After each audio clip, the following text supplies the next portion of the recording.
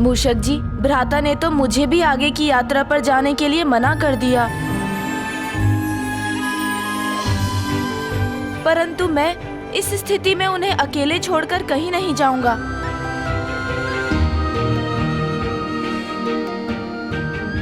वो पर्वत का शिखर उपयुक्त रहेगा। यहाँ से मैं भ्राता के शिविर पर दृष्टि बनाए रख पाऊंगा। आइए प्रभु, मैं आपको अभी वहाँ ले चलता हूँ। उचित है मूषक जी, चलिए।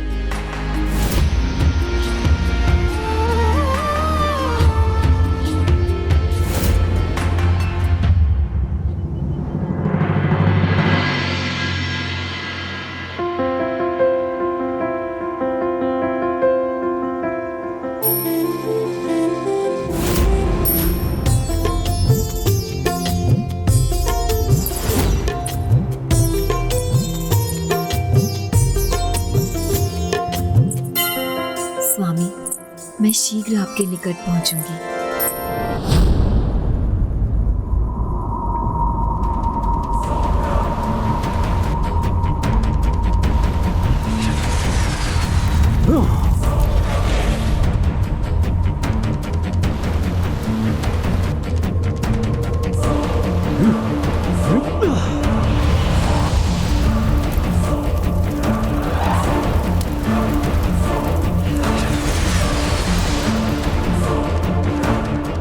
यहाँ से मुक्त होने का कोई तो उपाय होगा।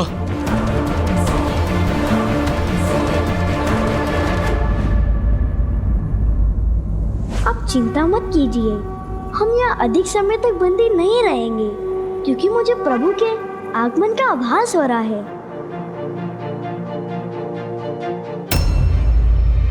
अचानक सबको इतनी थकान क्यों हो रही है?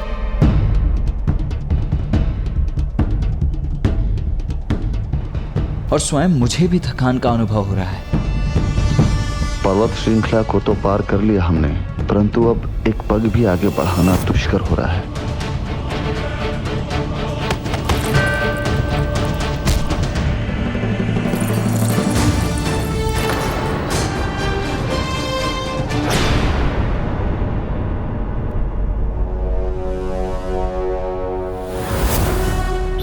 प्रभु, हमारी सेना को अचानक क्या हो गया? इतनी लंबी यात्रा में तनिक भी नहीं थके, बड़े उत्साह से कैलाश से अभी तक चलते रहे, तो अब इस थकान का क्या कारण है प्रभु? यात्रा में ऐसा ही होता है मूषक जी। जब तक मार्ग पर होते हैं तो थकान पता नहीं चलती, किंतु जब यात्रा का अंत निकट आता है और ये हमें भी ज्ञात हो जाता है, तब अचानक तन की थकान मन को भी घेर लेती है। इस अवस्था में मैं सभी को आगे बढ़ने के लिए प्रेरित कैसे करूं? मैं तो चाहकर भी भ्राता की सहायता नहीं कर सकता, क्योंकि पाशुपतास्त्र भ्राता को कैसे प्राप्त होगा ये तो प्रभु ने भी नहीं बताया, और यहाँ तो इनकी संपूर्ण सेना थकान में डूबी हुई है, तो अब भ्राता क्या करेंगे?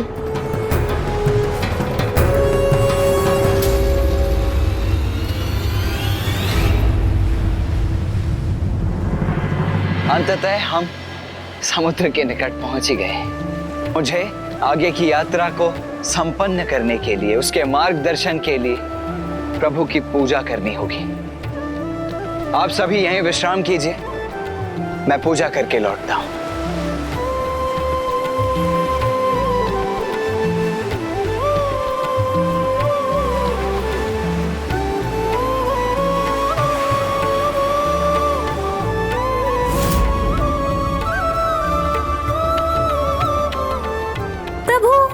भ्राता कार्तिकेय और उनकी सेना तो इन बादलों के कारण दिखाई ही नहीं दे रही। अब हम उन पर दृष्टि कैसे रखेंगे प्रभु?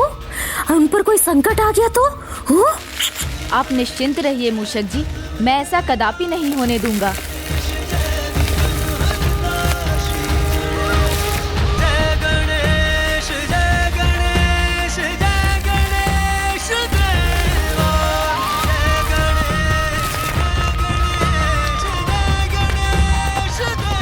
भ्राता, आपसे दूर रहकर भी मैं आपके साथ हूँ। आपका अनुज गणेश सदा आपकी सहायता के लिए तत्पर रहेगा।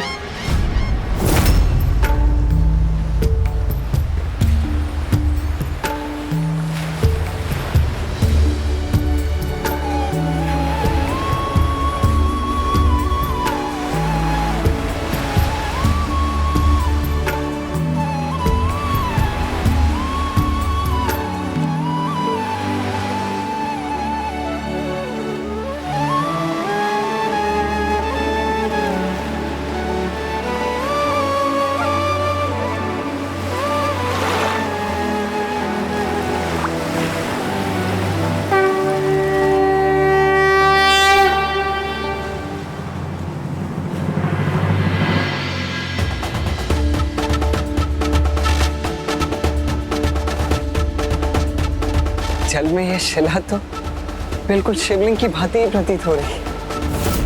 कदाचित प्रभु ने मेरी प्रार्थना सुन ली। जय भोलेनाथ।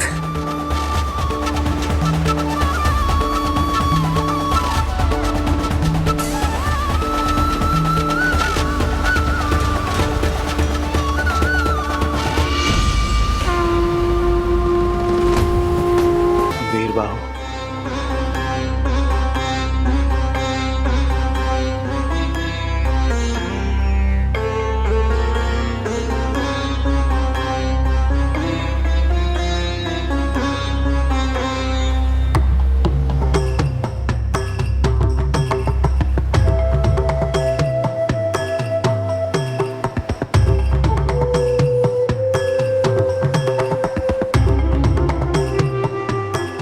अब तो मुझसे चला भी नहीं जा रहा।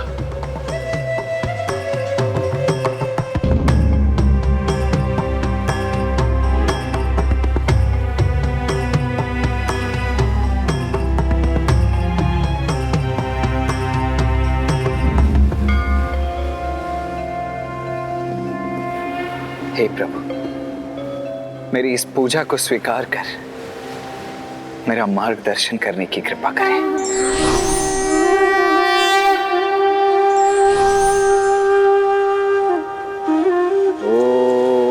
नमः शिवाय। ओम नमः शिवाय।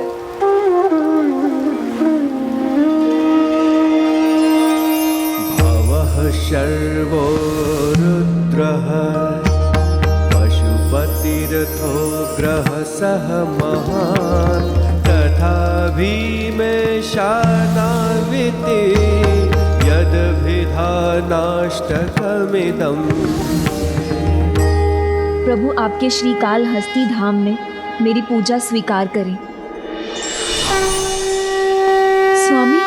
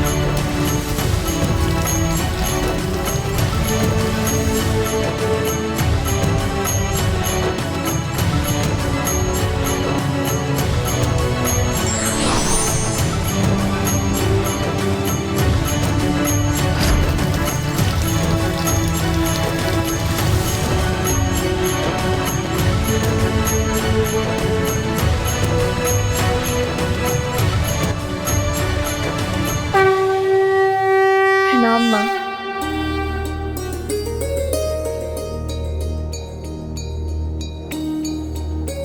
प्रणाम प्रभु, आपके इस परम धाम पर स्वामी की यात्रा के अंतिम चरण के आभास से मैं धन्य हो रही हूँ।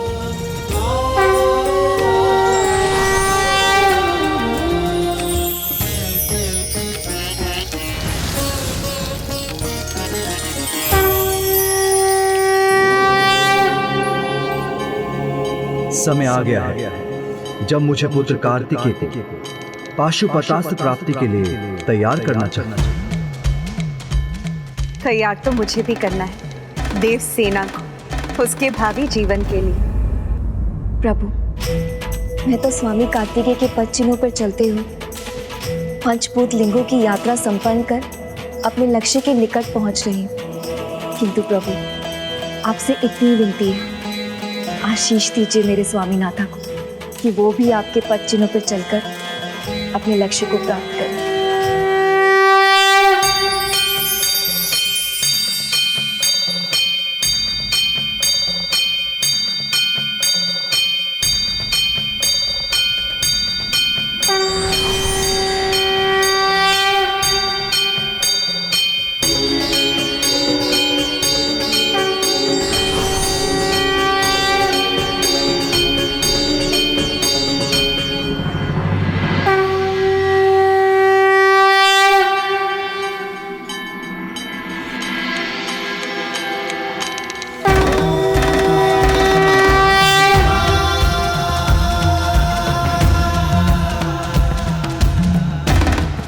प्रणाम प्रभु। एक बार पुनः आपकी कृपा पाकर मैं धन्य हुआ। हे जगत पिता, मैं अपनी सभी भूलों के लिए आपसे क्षमा प्रार्थी हूँ।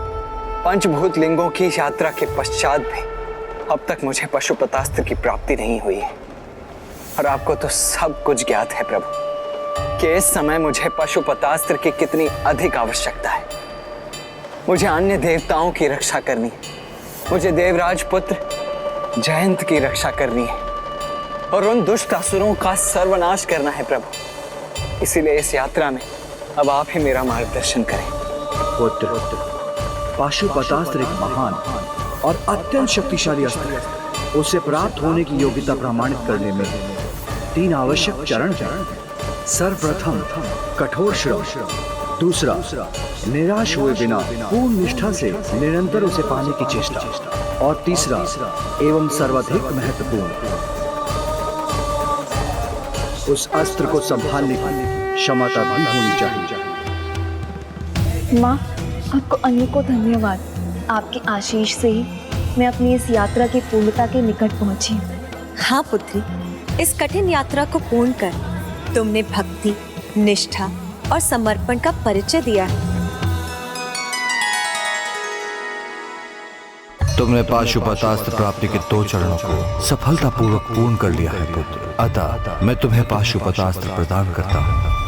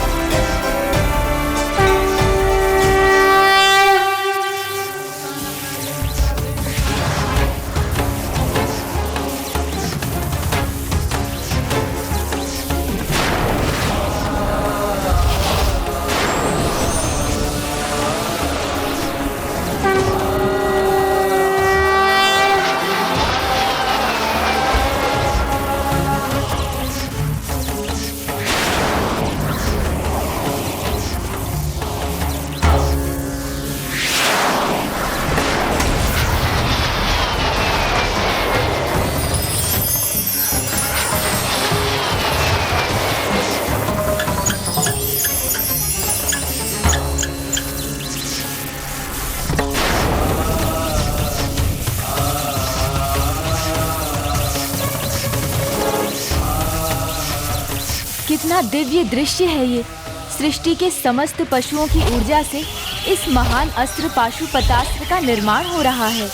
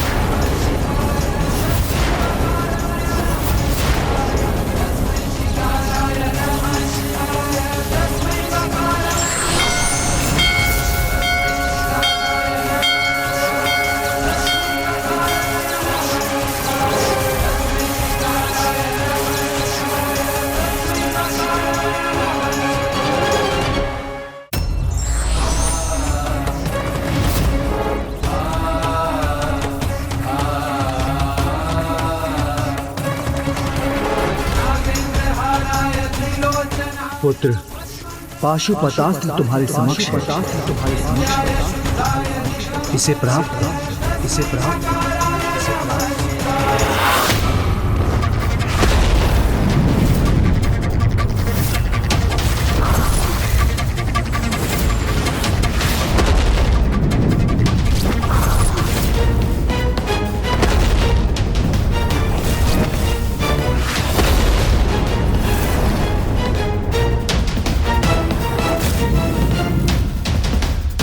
जिनके आघात से ये सिंहासन चकनाचूर हो गया। कैसा घोर अनर्थ है, क्या अस्त्र है ये?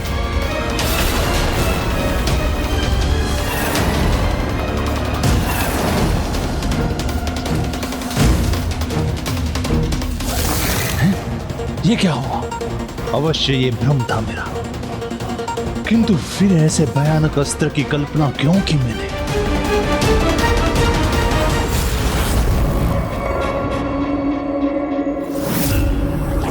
ऐसा भयावह दृश्य क्यों दिखाई दिया मुझे? इस अभेद्य राजमहल में कोई मायावी अस्त्र कैसे प्रवेश कर सकता है भला? इस महान शक्तिशाली पाशुपतास्त्र का प्रयोग इतना सरल नहीं है। तुम्हें इसकी प्राप्ति का तीसरा चरण पूर्ण करना होगा और तुम्हें यह प्रमाणित करना होगा कि तुम पाशुपतास्त्र के दायित्व को संभालने योग्य हो। आप बस आदेश दीजिए, मैं हर परीक्षा के लिए तैयार हूं। संयम, ये एक युद्ध है अपने ही विरुद्ध। जिसने संयम पर विजय प्राप्त किया वो किसी भी युद्ध में पराजित नहीं हो सकता।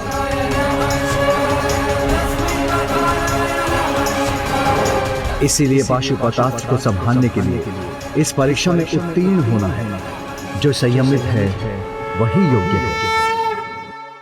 आगे की यात्रा में तुम्हें संयम बनाकर रखना होगा, तभी तुम्हारी यात्रा संपन्न होगी और तुम पुत्र कार्तिकेय से भेंट कर सकोगे। विवाहित जीवन में आने वाले मनमुटाव को दूर करता है, पति पत्नी की आपस में समझ बढ़ाता है। इसलिए विवाह के 7 वचनों में से एक वचन है परस्त्रियम मातु समाम समीक्षम स्नेहम सदा चेन्मयी कांत कूर्या, जिसे पति पत्नी के मधुर संबंध कोई पर पुरुष अथवा पर स्त्री अविश्वास का बीज बोने में सफल न हो सके। और ऐसे विश्वास भरे संबंध की दृढ़ता संयम पर ही आधारित है। धन्यवाद माँ।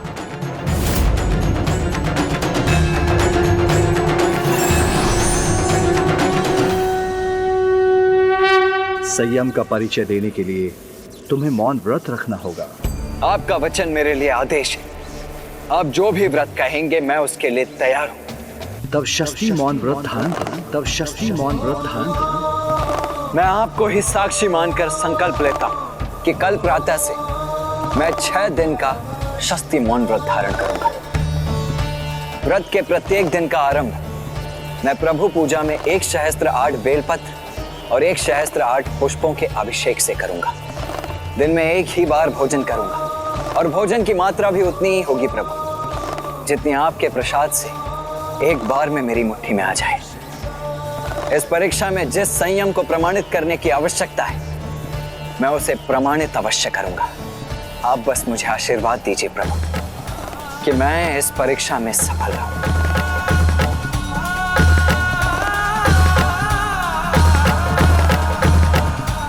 कल्याण हो पुत्र, सफल सफल।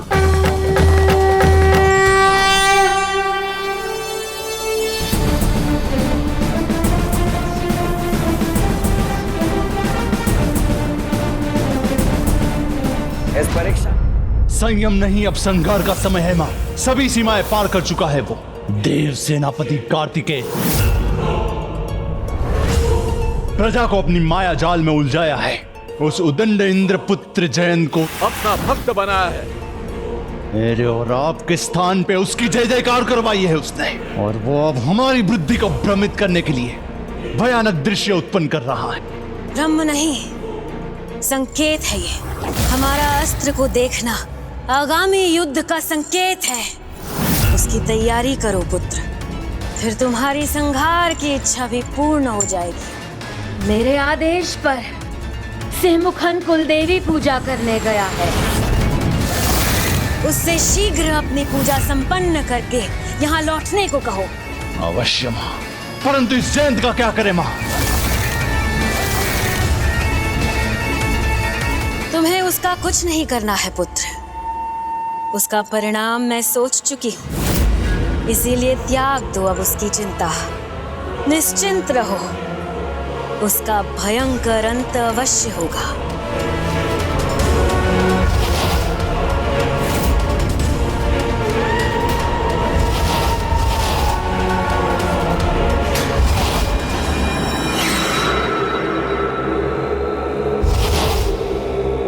तुम दोनों पर भी कार्तिकेय भक्ति हावी है ना? और तुम दोनों ही जयंत को कार्तिकेय भक्त बनाने के दोषी भी हो ना? इसीलिए तुम दोनों भी दंड के भागी हो।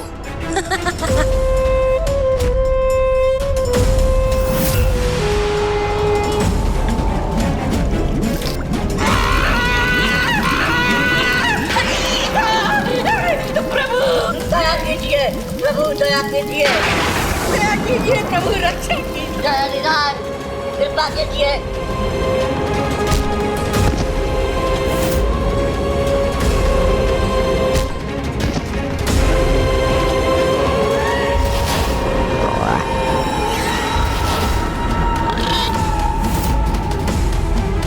माया जहां विफल हो जाए, वहां भूखे असुरों की क्रूरता भक्तों की भक्ति के भ्रम को मिटा देती है।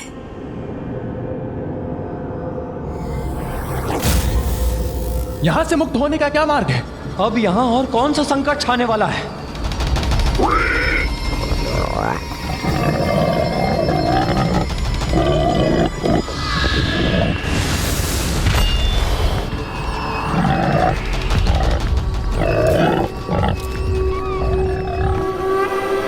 अंधकार ही नहीं, इस पिंजड़े में भी बंद कर दिया है माँ ने हमें। किंतु जयंत मुक्त कैसे है? और वो पशु स्वर किन पशुओं का था? तुम्हें भूखा रखकर अंत नहीं कर सके तो कोई बात नहीं। अब मेरे भेजे हुए भूखे असुर तुम्हारा अंत अवश्य करेंगे।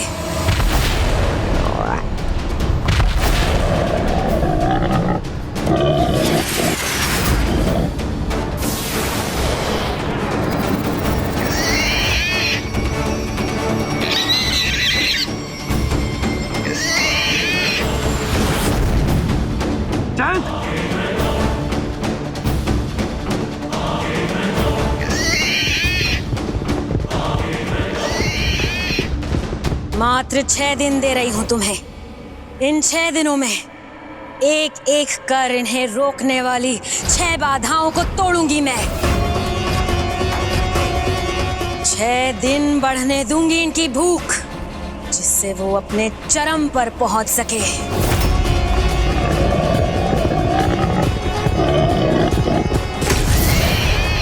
इन 6 दिनों में अपने भगवान कार्तिकेय को बुला सकते हो तो बुला लो।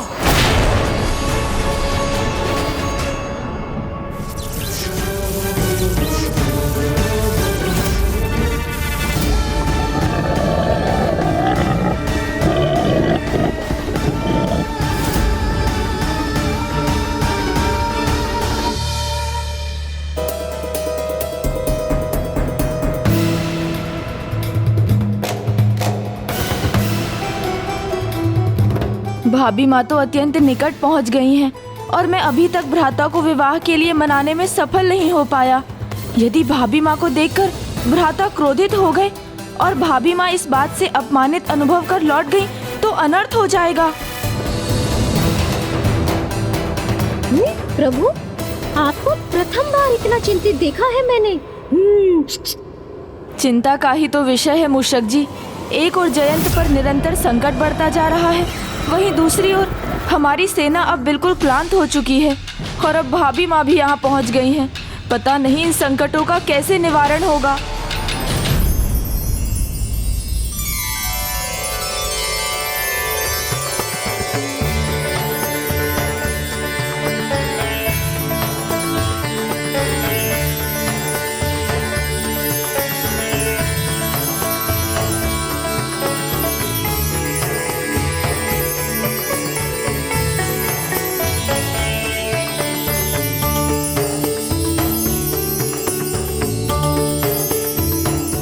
वाह, कितना उत्तम है मूषक जी। भाभी माँ के आगमन से हमारी सेना पुनः ऊर्जावान हो रही है।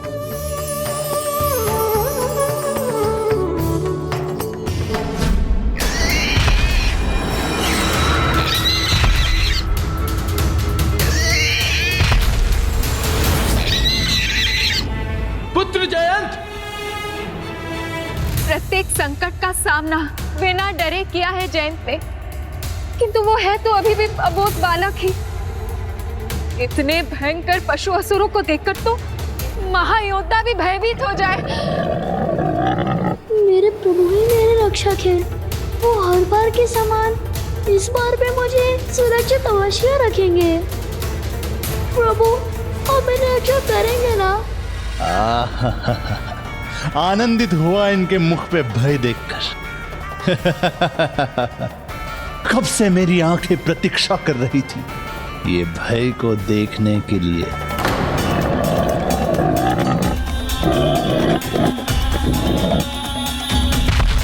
हे प्रभु, मेरी रक्षा करेंगे ना? प्रभु, आप मेरी रक्षा करेंगे ना?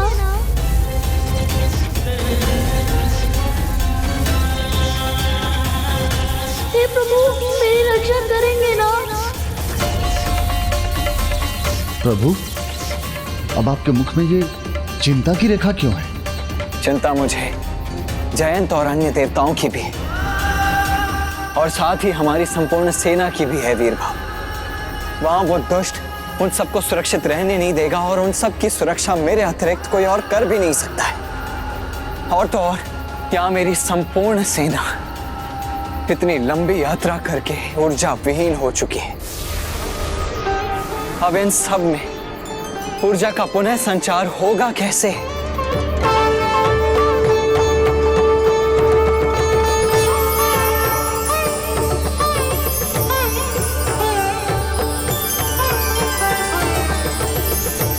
कुछ भी हो, करना तो मुझे ही कुछ होगा अब।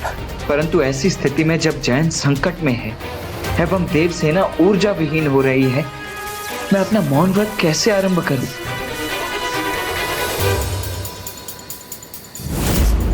शीघ्रता कीजिए प्रभु, भाभी माँ अब पहुँचती ही होंगी।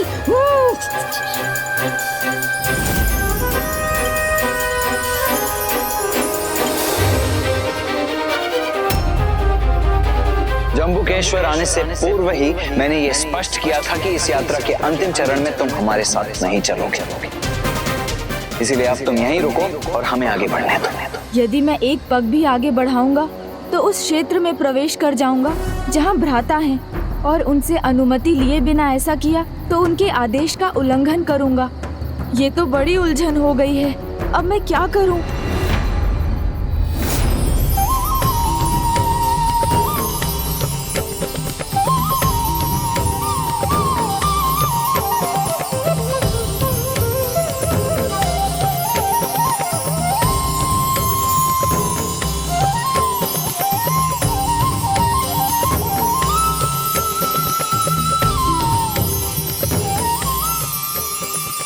भाभी माँ के आगमन से हमारी सेना ऊर्जावान हो गई है। ये कैसे संभव हुआ प्रभु? भाभी माँ का नाम ही देवसेना है, अर्थात वो शक्ति है, देवताओं की संपूर्ण सेना की ऊर्जा। इनका यहाँ आना देवताओं की ऊर्जा का आधार बनेगा।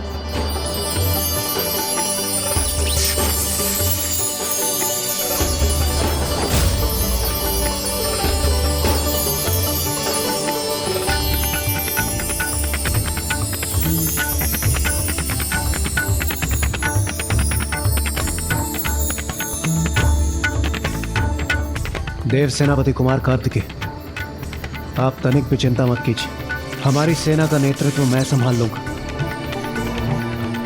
और प्रभु, मैं जयंत और देवताओं की रक्षा करने के लिए प्रस्थान करूंगा। वीर बाहु का जाना अत्यंत आवश्यक है।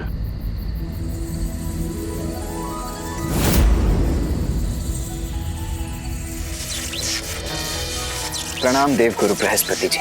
युद्ध के विषय में मैं आपको अपना परामर्श देने हेतु आ गया। आपने सर्वथा उचित कहा।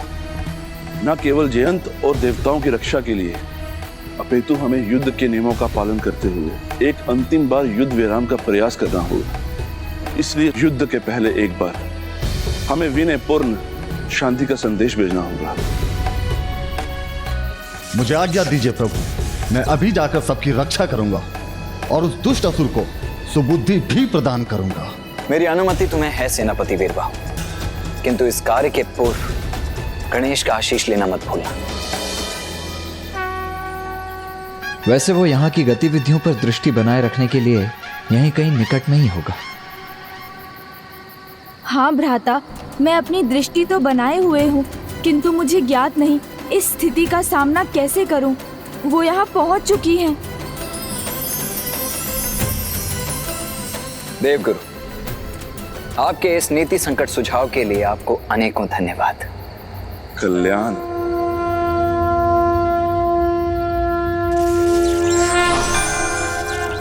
आज्ञा दीजिए प्रभु।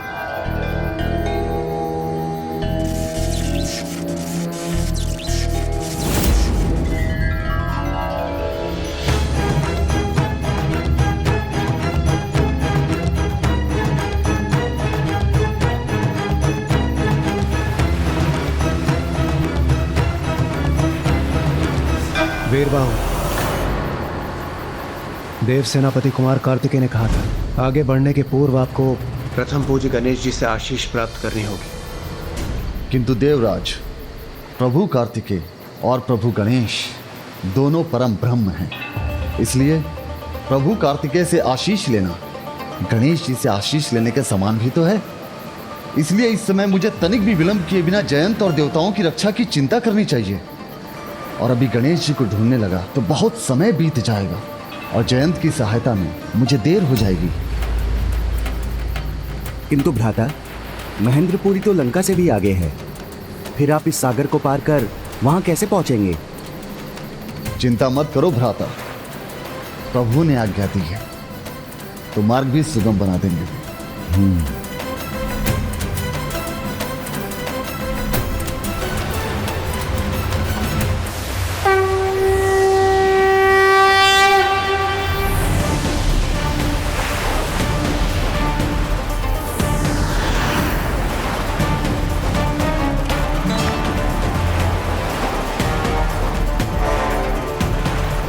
वीरबाहु प्रथम पूज्य गणेश जी से आशीष प्राप्त किए बिना ही आगे बढ़ गए। कहीं उनके मार्ग में कोई संकट न उत्पन्न हो जाए।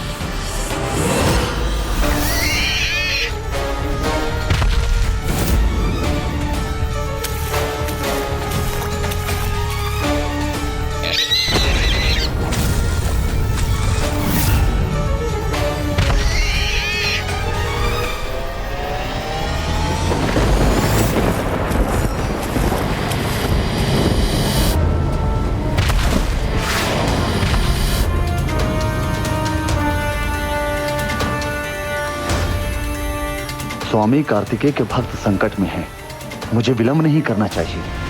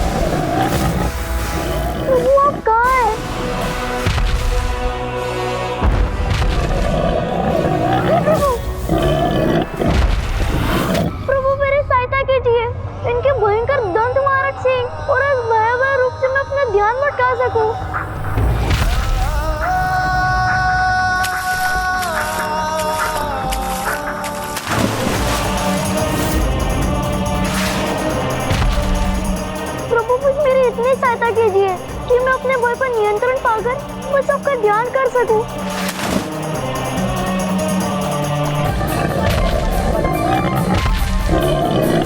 ओम सुब्रमण्यम कार्तिकेय स्वामी।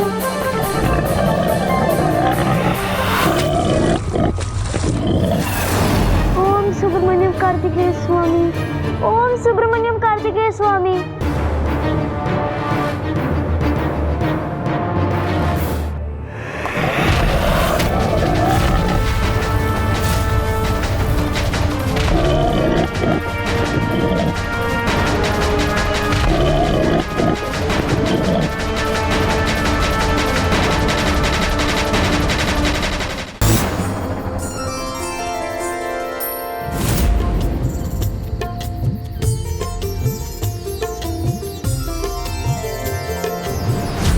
अच्छा तो ये होगा कि भ्राता होने वाली भाभी माँ को देखने के पहले ही अपना मौन व्रत आरंभ कर लें और मुझे अपने अंतिम उपाय का प्रयोग करने की आवश्यकता ही ना पड़े।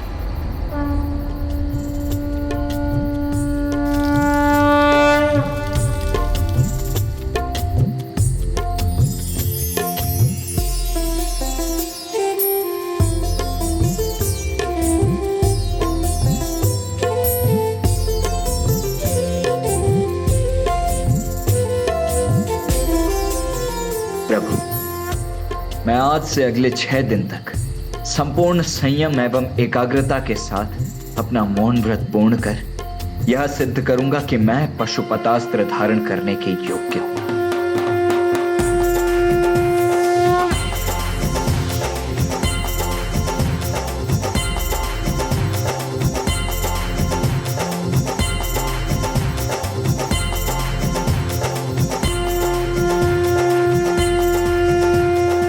अब तो कुछ भी अहितकर होने से रोकने का एक ही उपाय है।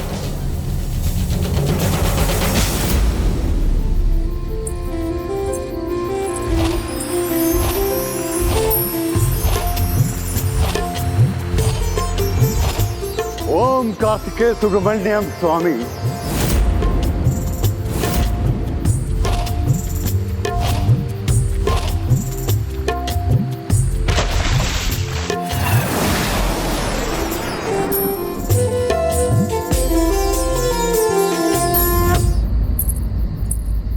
देवसेना यहाँ?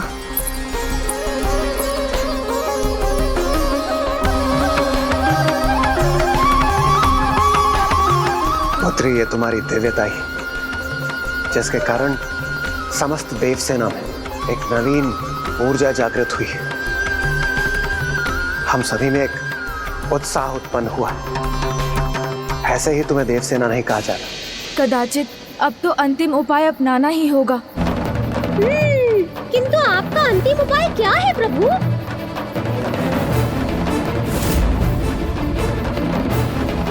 गणेश जी, ये रही मेरी पुत्री देवसेना। मुझे ज्ञात है देवराज, यही तो चिंता है मेरी। गणेश जी, ये रही मेरी पुत्री देवसेना। मुझे ज्ञात है देवराज, यही तो चिंता है मेरी।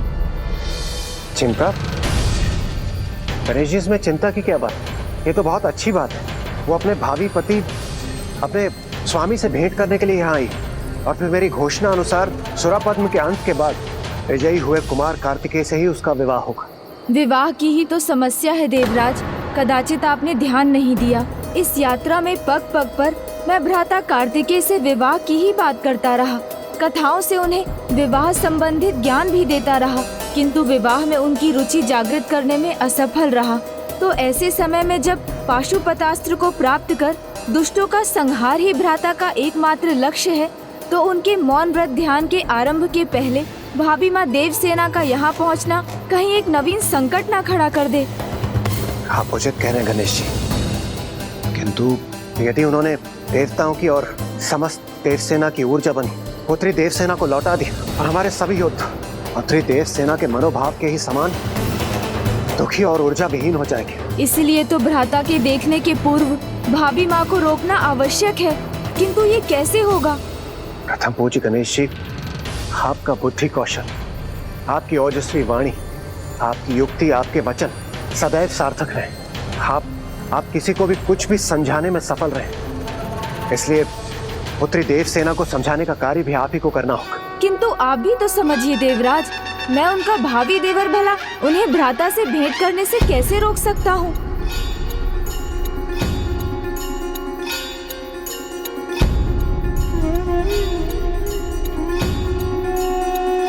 गणेश जी, अब सोचने समझने का समय बिल्कुल भी नहीं। आप प्रथम पूज्य, भविष्य में सुख को निर्धारित करने वाली इस दिव्य घटना को दुखद घटना में परिवर्तित होने से आपको रोकना होगा। इससे पूर्व कि कोई विघ्न उत्पन्न हो, आपको इसका समाधान ढूंढना होगा।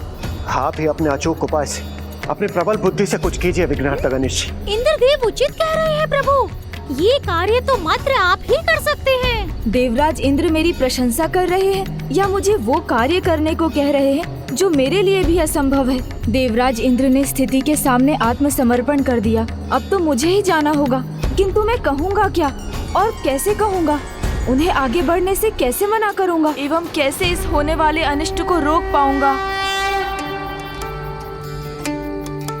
स्वामी, मैं आपके निकट पहुँच ही रही हूँ। अब शीघ्र मुझे आपके प्रत्यक्ष दर्शन प्राप्त होंगे।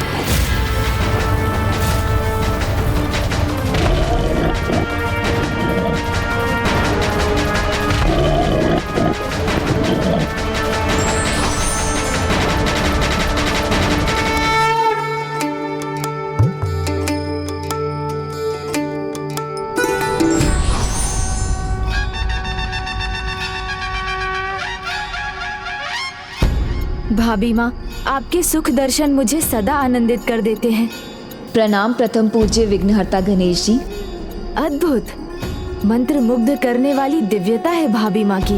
आपके दर्शन पाकर अति आनंदित हूँ। आपको यहाँ देखकर तो मैं भी आनंद से ओतप्रोत हूँ भाभी माँ। किंतु भाभी माँ, आपका भ्राता से मिलने का ये उचित समय नहीं है। भ्राता अभी ध्यान में बैठे हैं और आपके वहाँ जाने से उनका ध्यान भंग हो सकता है। क्या हुआ गणेश जी, आप मौन क्यों हैं? ओहो, मुझे आभास हुआ कि मैंने सब कुछ बोल दिया। मुझे ऐसा क्यों लग रहा है कि कदाचित आप मुझसे कुछ कहना चाह रहे हैं। हाँ तो कहिए ना, क्या कहना चाहते हैं आप? संकोच मत कीजिए, मुझसे क्या छुपाना। मैं तो आपकी होने वाली भाभी हूँ। यही तो कठिनाई है भाभी माँ। हाँ, वो मैं वो हाँ, मैं ये कहना चाह रहा था कि आपके पिता श्री देवराज इंद्र भी यही हैं। मैं उनको आपके पास भेजता हूँ।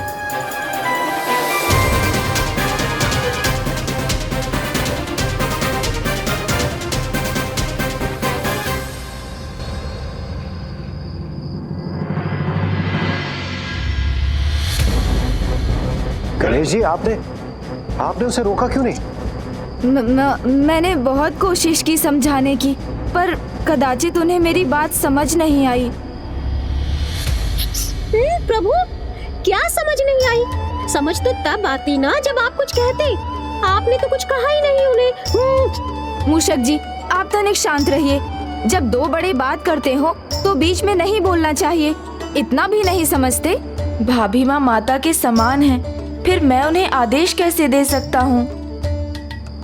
आदेश देने का कार्य तो माता या पिता का होता है और आप उनके पिता हैं, तो नियमानुसार तो ये कार्य आपको करना चाहिए। विचार मत कीजिए देवराज, शीघ्रता कीजिए। कुछ भी हो, उनका सामना भ्राता से नहीं होना चाहिए। गणेश जी, आप चिंता मत कीजिए। मैं देवसेना का पिता हूँ, वो मेरी पुत्री, इसलिए मुझे पूर्ण विश्वास है यदि मैं उसे समझाऊंगा तो वो अवश्य समझ जाएगी। आप निश्चिंत हो जाइए गणेश जी।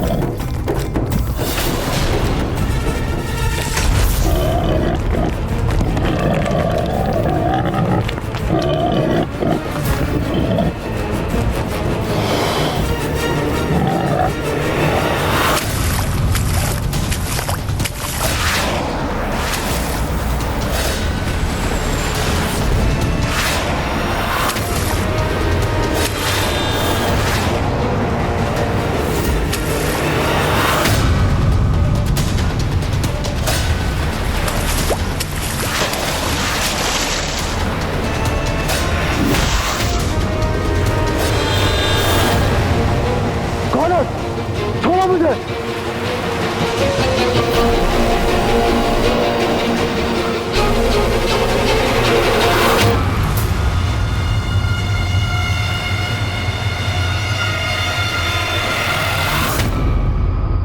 पुत्री। पिताश्री आप। प्रणाम। कितने दिनों के बाद एक पुत्री को उसके पिता के दर्शन प्राप्त हुए हैं। आप ठीक तो है ना? आपको पता नहीं होगा, कैलाश में माता पार्वती और महादेव मुझे कितना स्नेह देते हैं और वो मुझे अपनी पुत्री के समान समझते हैं। बस बस पुत्री, अनेक श्वास भी ले लो। मुझे सब कुछ ज्ञात है। मुझे तुमसे मिलकर बहुत खुशी हुई, किंतु तुम इस समय यहाँ कैसे? मैं तो अपने प्रभु स्वामीनाथ के पद चिन्हों का अनुसरण करते यहाँ तक पहुँच आई। वो सब तो उचित है पुत्री, किंतु तुम्हारा इस समय यहाँ उपस्थित होना उनके ध्यान को भंग कर सकता है और उनकी। पिताश्री, जो सबको उचित दिशा का ज्ञान देते हैं, ऐसे परम ब्रह्म का ध्यान भला मेरे आने से या मेरी उपस्थिति से कैसे भंग हो सकता है? सत्य कहा तुमने, सत्य। किंतु ऐसे युद्ध की अवस्था में तुम्हारा यहाँ होना।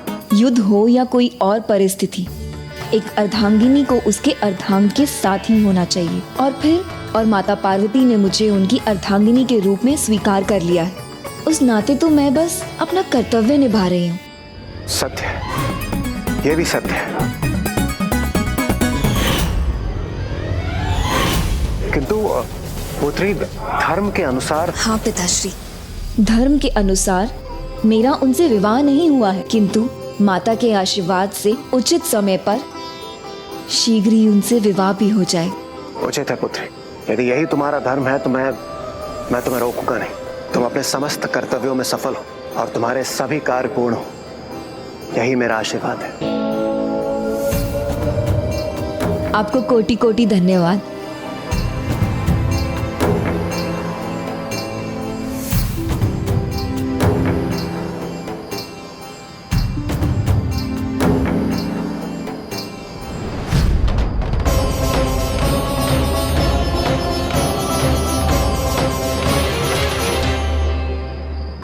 आप तो मुझसे भी अधिक बातों के धनी निकल गए।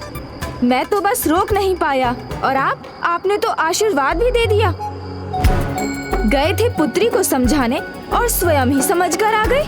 आपके स्थान पर मैं होता तो अवश्य अपनी बातों से उन्हें मना लेता। अब जब इन्होंने आज्ञा दे ही दी है तो हमें उसका परिणाम भी भुगतना पड़ेगा।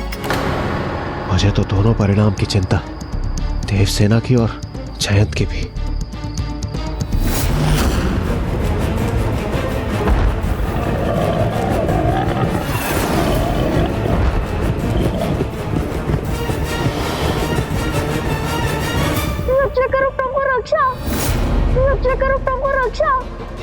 पुत्र, अब उनका कष्ट हमारे लिए आनंद का समय लेकर आया है।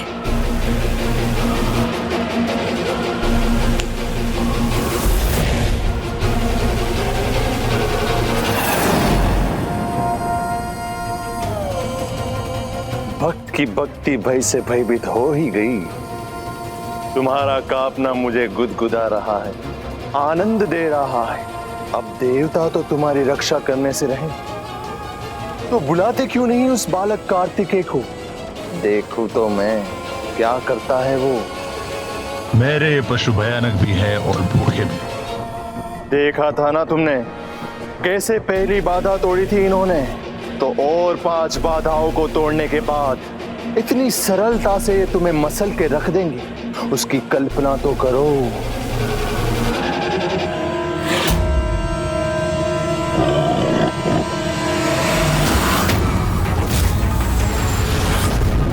समय है, अभी भी समय है मुझे अपना भगवान मानकर मेरी पूजा करने का, हमारे सेवक बनके हमारे भजन गाने का। मुक्त कर दूंगा मैं तुम्हें इस अंधकार से, इस कारागार से, और तुम्हारी सदा रक्षा करूंगा मैं। शत्रु के लिए क्रूर तो भक्तों के लिए दयालु भी तो है हम। कार्तिकेय यहाँ आए या ना आए, इन पशुओं से रक्षा करूंगा मैं तुम्हारी।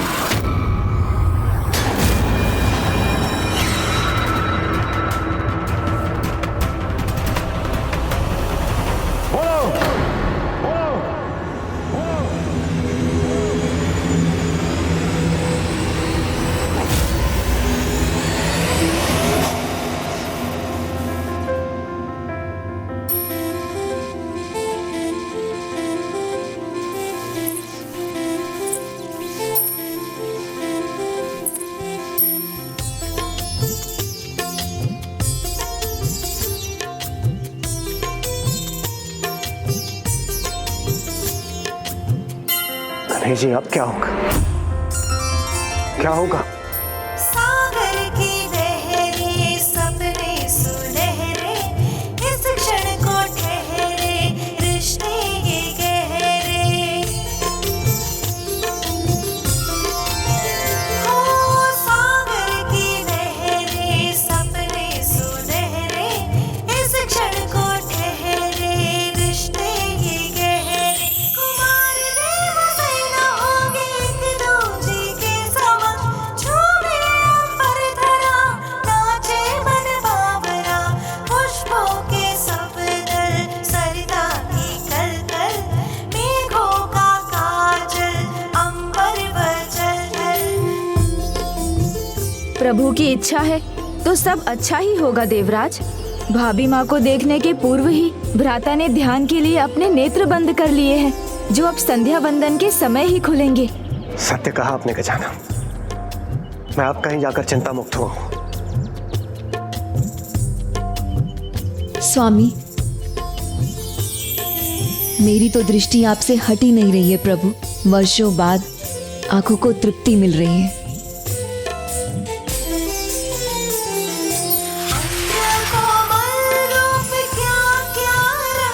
पता नहीं, मुझे अद्भुत अनुभूति हो रही है।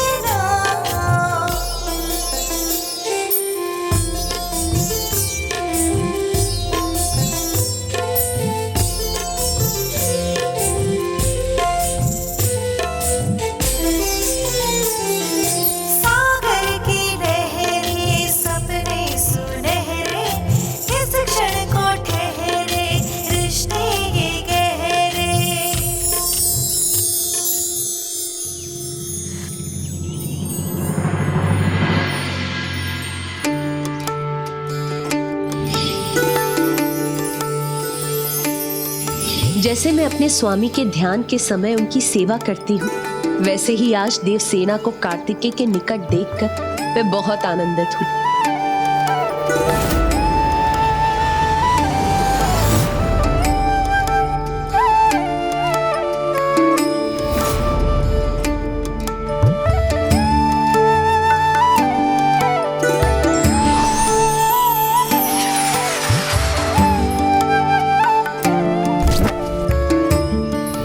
देवसेना के जन्म का उद्देश्य ही था कार्तिकेय के साथ विवाह, और वो अब पूर्ण होने वाला है। ऐसा दिव्य दृश्य मैं प्रथम बार देख रहा हूँ। अद्भुत!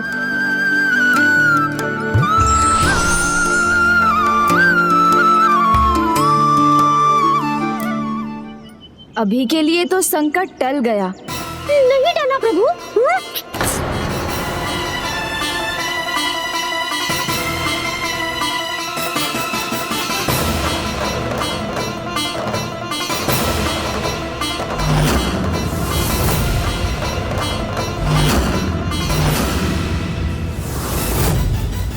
देवी देवसेना स्वामी कार्तिकेय को ध्यान से जगाने का प्रयास तो नहीं कर रही? क्या? क्या?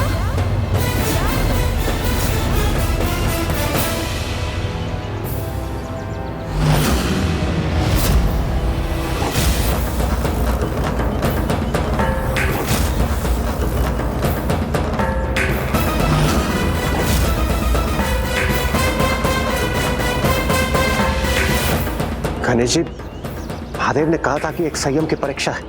यदि देवसेना के इस व्यवहार से कुमार कार्तिकेय का ध्यान भंग हो गया और वो क्रोधित हो गए, तब तो बड़ा अनर्थ हो जाएगा।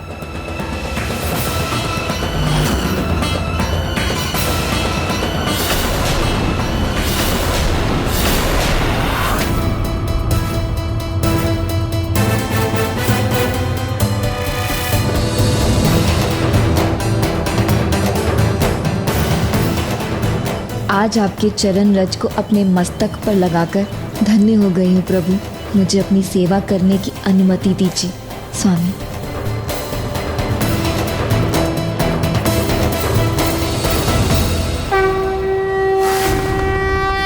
मैं तो भयभीत हो गया था। भाभी माँ सचमुच में एक महान स्त्री हैं।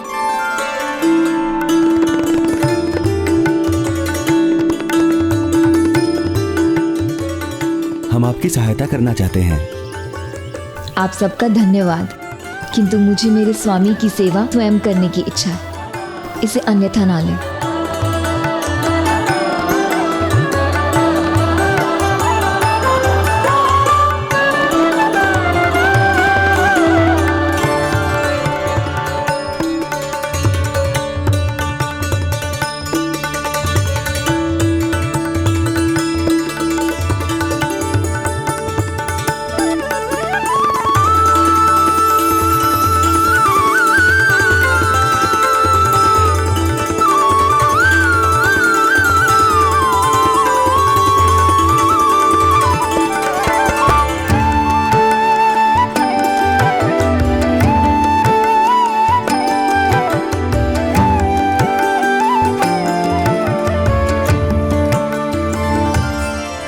हाँ, अब सब व्यवस्थित है। स्वामी के ध्यान के लिए सर्वथा उचित है। इस क्षण को ठहरे रिश्ते ये गहरे। सूर्यदेव का ताप तो बढ़ता ही जा रहा है। मुझे कुछ करना होगा। ठहरे सपने सुनहरे। इस क्षण को ठहरे रिश्ते ये गहरे। कुमार देव सेना होगी एक दूजे के समन। झूमे अंबर धरा नाचे मन बाबरा। अब सब ठीक है।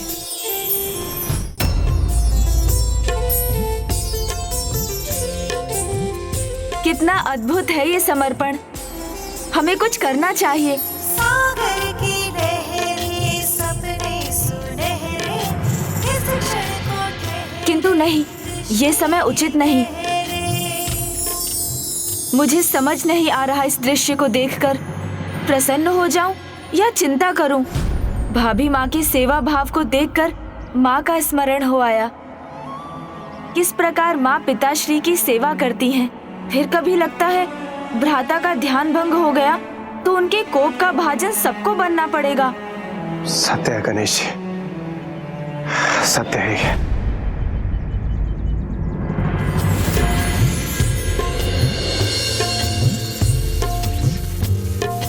पुष्पों के सबदल सरिता की कलकल। मेघों का काजल अंबर बस भ्राता का ध्यान ना टूटने पाए।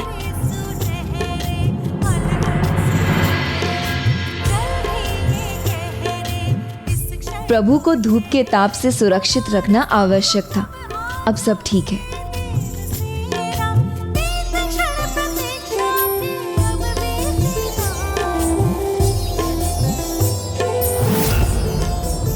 ये क्या वातावरण में अचानक बदलाव? ये तो स्वामी के ध्यान में बाधक बनेगा। देवसेना, शीघ्र कुछ करो। क्या तुम्हें मेरा प्रस्ताव स्वीकार है जयंत?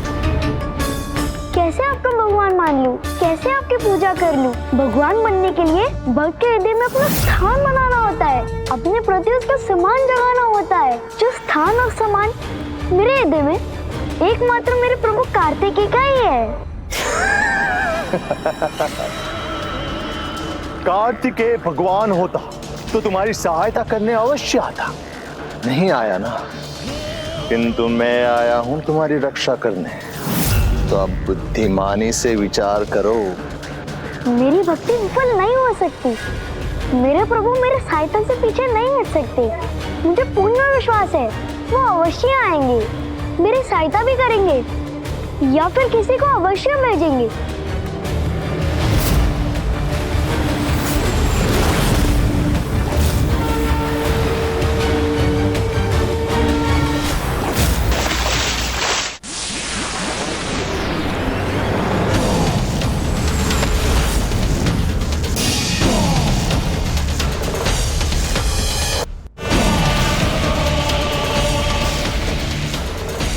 प्रभु काज में ये कैसा विघ्न है?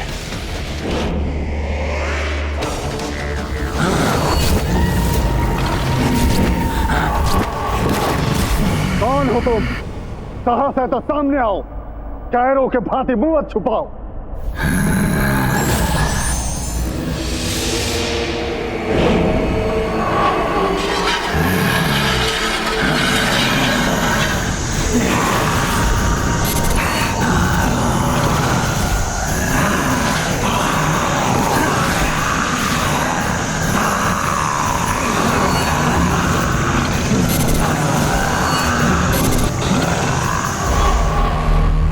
पांच दिन, बस इतना ही समय है तुम्हारे पास। उसके पश्चात कोई भी तुम्हारी रक्षा नहीं कर पाएगा। अंत होगा तुम्हारे असत्य विश्वास का और साथ ही अंत होगा तुम्हारा।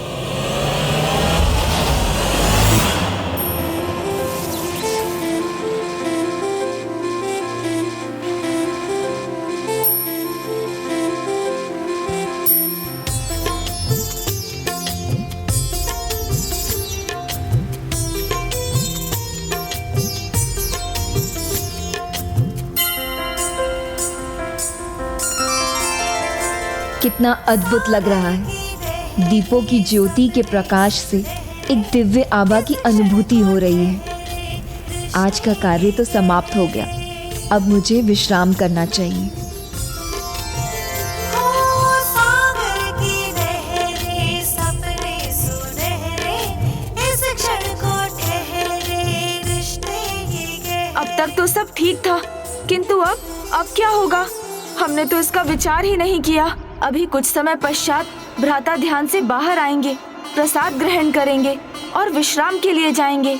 और तब उन्होंने भाभी माँ को देख लिया तो वो क्रोधित भी हो सकते हैं और पूजा से उनका ध्यान विचलित भी हो सकता है। आप सत्य कह रहे हैं गणेश जी, हमें खाई में गिरने से पहले उसका समाधान ढूंढना होगा। देव सेनापति कुमार कार्तिकेय अपने ध्यान से बस बाहर आने ही वाले।